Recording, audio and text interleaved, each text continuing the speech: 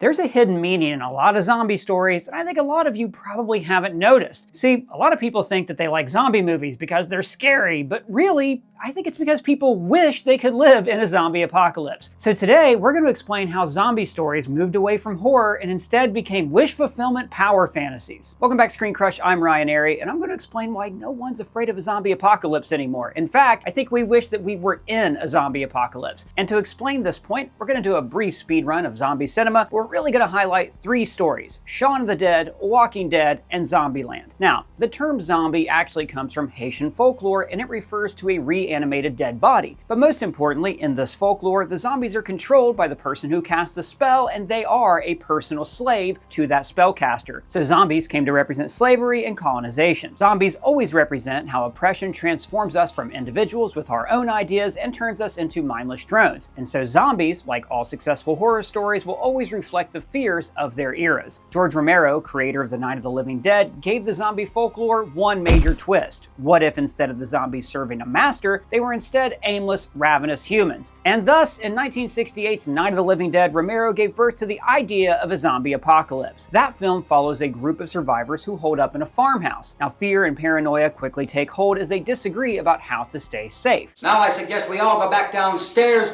before any of those things find out we're in here. They can't get in here. Now, this film established a key part of the zombie apocalypse mythology. Zombies are dangerous, but the living, they're worse. Remember that, the living are worse than the dead, because it is the core of why I think we secretly wish for a zombie apocalypse of our own. Now, this film tapped into many pervasive fears of the 1960s: mass riots, racism, nuclear war, and most importantly, the idea that human beings could achieve great things. We could reach the moon, but ultimately, we would destroy ourselves. But the film's sequel, Dawn of the Dead, tapped into societal anxiety of rampant consumerism. The movie takes place in a shopping mall when survivors are waiting for an evac. Now, the hordes of the undead loose in a mall, of course, parallel hordes of shoppers. Honestly, there's not that much daylight between Black Friday shoppers and the runners in the 28 Days series. To hold places in line, we're handing out wristbands.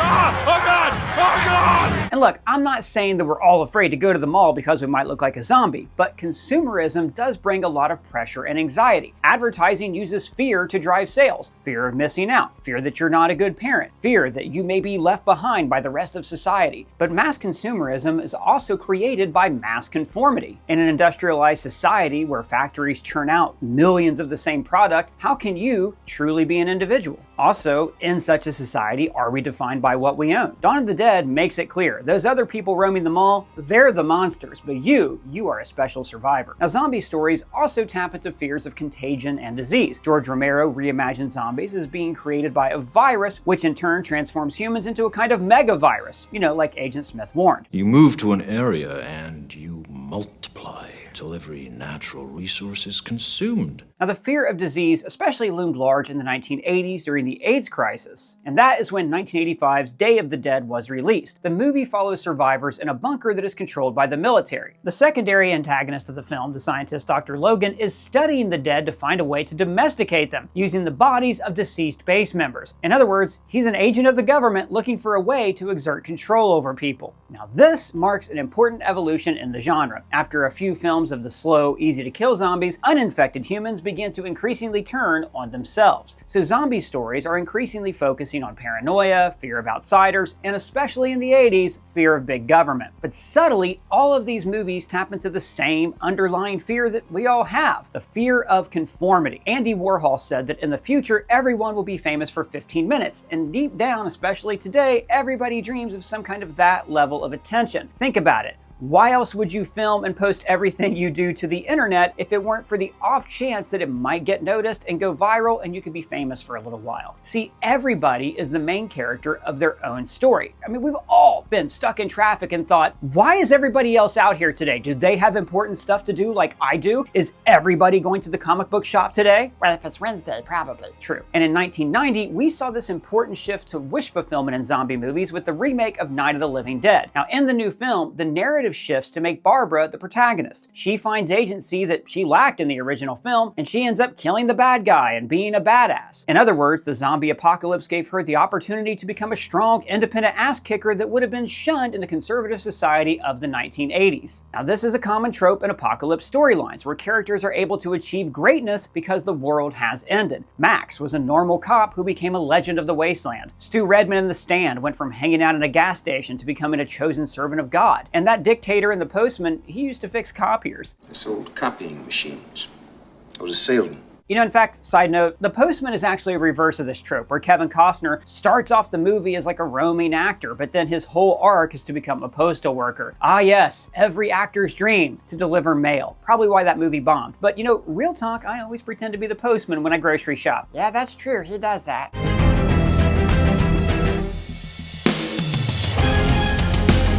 Anyways, the zombie genre shifted fundamentally in 2004 with the release of a zombie epic made by a stellar creative team that redefined its genre for the next generation. I am, of course, talking about Shaun of the Dead.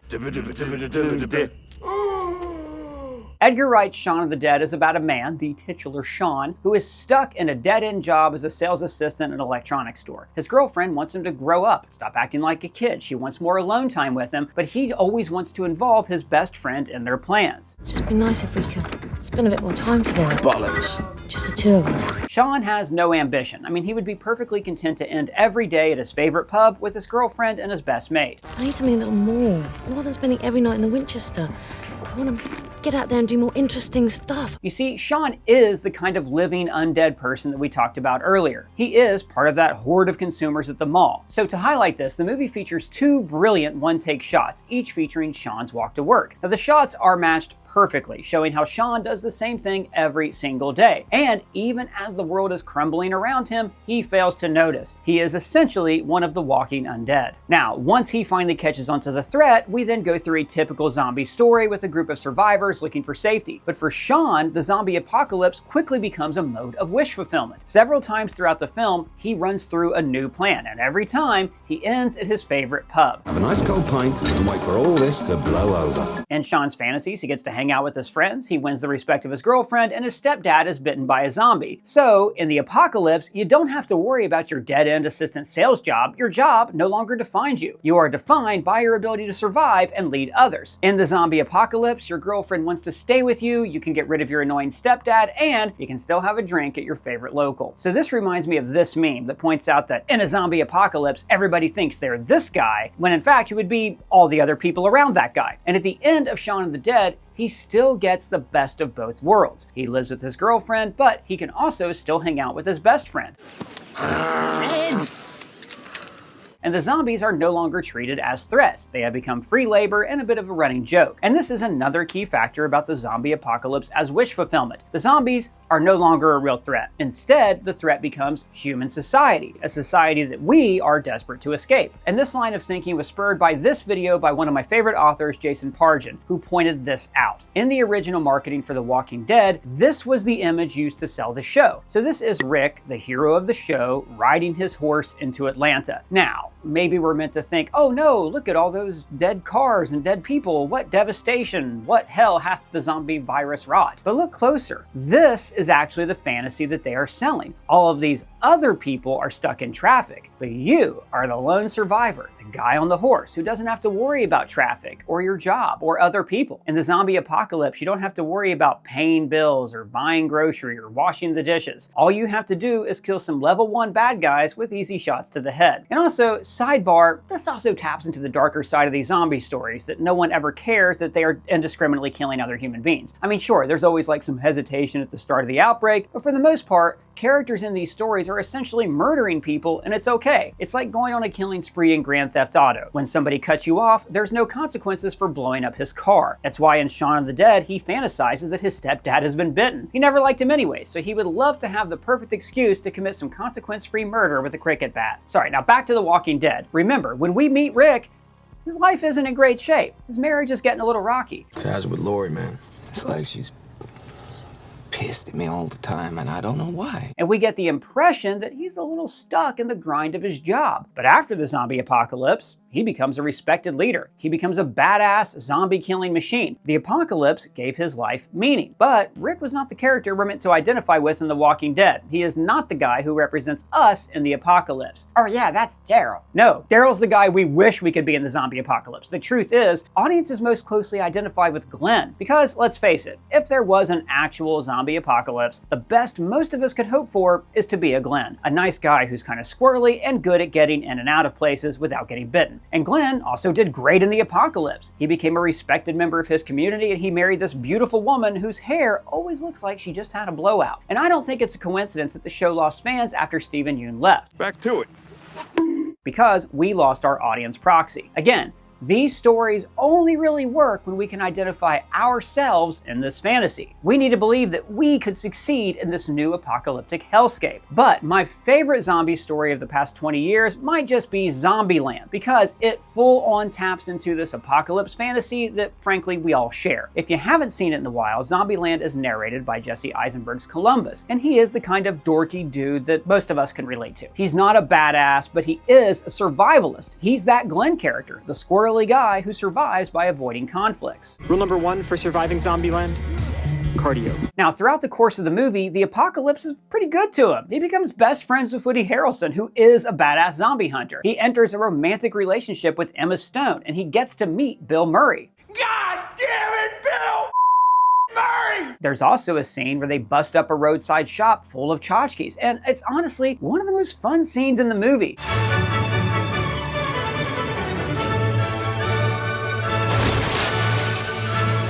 Because, I mean, who hasn't been in some roadside place and thought, man, what would happen if I just went ham on that shelf of bobbleheads right now? Well, in the zombie apocalypse, you can do that. You can do whatever you want. But the freedom to be destructive isn't the only reason we have this fantasy. Like I mentioned earlier, today, people are desperate to unplug. We feel constant pressure to always be available, always be on our phones, to be connected to the world at all times, and this naturally causes our anxiety levels to rise. But in Zombieland, you have no obligations to anyone. You are totally free. There's even this scene where they've posted up inside of Bill Murray's mansion and they're talking about what they don't miss about the old world. For instance, the social obligations of the internet. I don't know, best thing about Zealand? No Facebook status. There's also no overcrowding. Ooh, free parking. Yeah. No social norms to uphold. Best thing is no more flushing.